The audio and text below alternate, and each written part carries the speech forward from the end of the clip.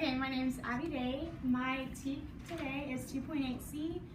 From Earth and Science, the student is expected to explore the process in the water cycle, including evaporation, condensation, and precipitation as connected to weather conditions.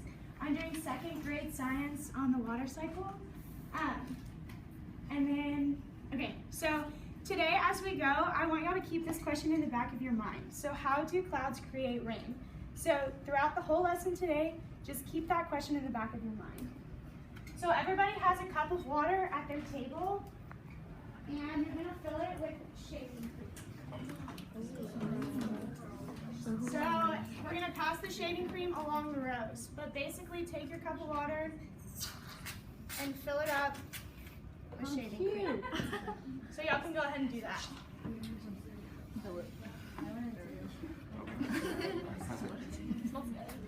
After you've filled your cup with shaving cream, the food coloring that you have on your desk, start to put drops of food coloring onto your shaving cream.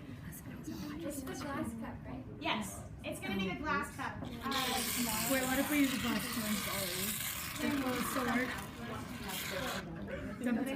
Each of you should have your own food coloring. Oh, that's it. Oh, It's the actual coloring. yes, it's the actual food coloring. It's the bottle. Food coloring, not. Okay, and then, and we'll just dump out that cup. So, start to pour the food coloring into the shaving cream. Like a Yeah. like 2 drops? Just start pouring drops. No, you don't. Okay, as y'all are doing this, can someone tell me what y'all think that the shaving cream represents? Clouds. And Victoria, can you tell me what you think the food coloring might represent? Rain? Rain, good. You can probably pour a little bit more food coloring. Yeah. I think it's snowing. Y'all's. What's happening over here? It's like going through What's going through the clouds? the water, the rain. The rain. Why do you think this is happening? Because This is too heavy for the machine. The rain is too heavy for the shade. and so it like breaks down and makes it. Okay. What's happening over here? It's like raining. Yeah, it's like gradually coming through the clouds. Okay. We like noticed that if you like only put it in like one spot, it's like going through. But like if you put multiple drops in the same spot, it goes through like. So that's like a cloud when it gets heavy, it just starts dropping. Yeah, so the shaving cream represents the what? Cloud. And the food coloring represents the rain? Yeah, and so why is it dropping through? Because when it gets can't hold anymore. Good. Okay, has everybody noticed something happening with their food coloring? Yes. Keely, can you tell me what is happening at y'all's table? The food coloring is dripping down into the food cup Okay, and why do you think this is happening? because it's going through the shaving. Going through the shaving cream? And why would it be going through the shaving cream? Do you know? Because it's seeping through. Seeping through? Can someone else tell me why they think it may be going through the shaving cream? That was a good answer. Sydney. Because it's too heavy. It's too heavy. So if the food coloring represents the rain and the shaving cream represents the clouds, what happens when clouds become too heavy to hold the rain? Can someone tell me? Yeah. That's when the rain falls. Yeah, good job. Okay, so y'all can move y'all's experiment aside and grab y'all's whiteboards.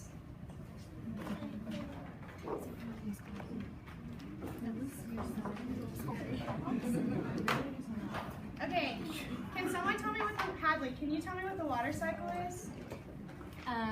Evaporation, condensation, precipitation. Okay, and Marilyn, can you tell me what precipitation is? It's like rain and like snow and sleet, stuff that like falls from the clouds. Okay, can someone tell me what condensation is? Annie. Like when you have something cold and it makes it like sweat and like the water's on the outside of the cup.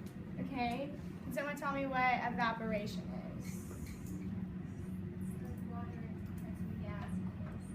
Good. Okay, so on your whiteboards as a table, I want y'all to create what y'all think the water cycle looks like. Just take a few Well, minutes we need to water. create a quick diagram of what the water cycle looks like. Where do we want to start? At the bottom. I guess the sun's just going to keep us. Clouds or sun? Clouds, sun, and water all at once. As long as we have drive it.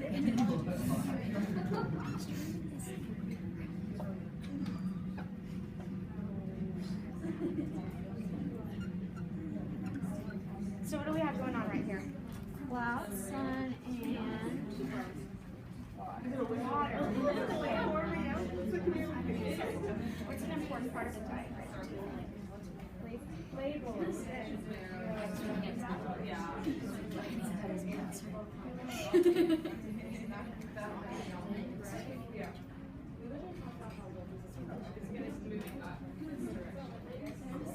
do you think we need arrows?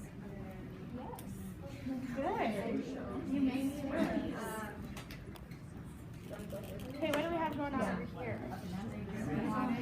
Okay. Clouds. Landform. And the water up there, the sun is shining, so the water is going back up to the sky. Condensation. Okay, so what are your arrows representing?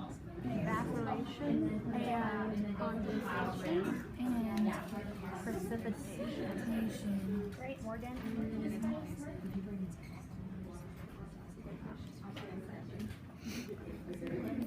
it's a little fishy. Can y'all explain what y'all have going on over here to me? So the sun heats the water. The sun heats the water up, and it like causes it to make water vapor, which is evaporation. And then it goes in the cloud, or it goes in the sky, and it makes it like there's cold air up there, so it makes the water vapor turn back to water, which makes a cloud. And then if the cloud gets too heavy, then it goes to precipitation, which is like the rain, and it goes back down to the ground. Awesome. And then is this a continuous cycle? Yeah, it goes over and over and over. Okay, does everybody have their diagrams created? Okay, let's go ahead and just turn them around so that the class can see them.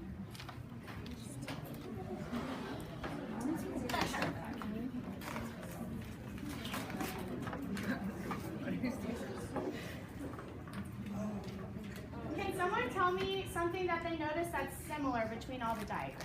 They all have water. They all have water. Good job, Anna. The sun. Cindy, can you tell me a similarity? They all have arrows going up from the water to make Okay. evaporation. Good. Okay, can this table kind of explain to the class what their water cycle looks like? Okay, so we have the sun, which represents the heat energy that drives the water cycle. And so then we have our water, and it's being evaporated due to the heat into the clouds. And then once the clouds get heavy enough, like in our experiment, they'll fall back down and make precipitation. Does all of y'all's look similar? Does anybody's look different than that? Okay, so if the water cycle is universal and it looks the same, clouds produce precipitation and rain the same, then why do you think it rains in some cities more than it rains in others? So why do you think it rains more in Lubbock, or why do you think it rains more in Seattle than it does in Lubbock? Hannah? Because there's more water over there than there's water here. Perfect. Any other ideas? So we've done an experiment. We've created a diagram of what the water cycle looks like. Let's refer back to our question. How do clouds create rain? Can someone tell me, how do clouds create rain? Lizzie. When the water evaporates, it goes into the air, and then when they create the clouds, and when the clouds are too heavy, they let the rain out. Perfect. Great job. Thanks for participating today. I think my D&E for Module 2 on the water cycle went pretty well. I asked a variety of different questions. I asked some level 1 questions like, what do you think that the shaving cream represents? What do you think that the blue or the food coloring represents? I also asked some level 2. That would be, what are the parts of the water cycle? Which part of the water cycle do we see clouds create rain? And then some level 3 would be I had the students create a diagram of the water cycle, and then I had them label on the diagram the parts of the water cycle, specifically the part where we see clouds creating rain. So, I also asked if the water cycle looks universal, in what ways, or why do you think that Lubbock has less rain than Seattle? But throughout my lesson, I did notice that there could be some common misconceptions that the students were having. At 2 minutes and 16 seconds, Sydney said that she thought that the clouds, the shaving cream, which was actually supposed to be the clouds, was snow. So she said, oh, it's snow. But to correct that misconception, all I said was, let's think about it again. I think it's probably clouds. And then kind of went over to her group and made sure she understood why it was representing clouds, which was good. Another misconception was at 3 minutes and 40 seconds. When I asked Keely to explain why the food coloring was dripping down and seeping through the shaving cream, she wasn't really able to tell me why it was doing that. What I wanted her to explain was that the shaving cream represented the clouds and the food coloring represented the rain. And when clouds get too heavy, they have no choice but to release the water and therefore creates rain. So that was a misconception she had.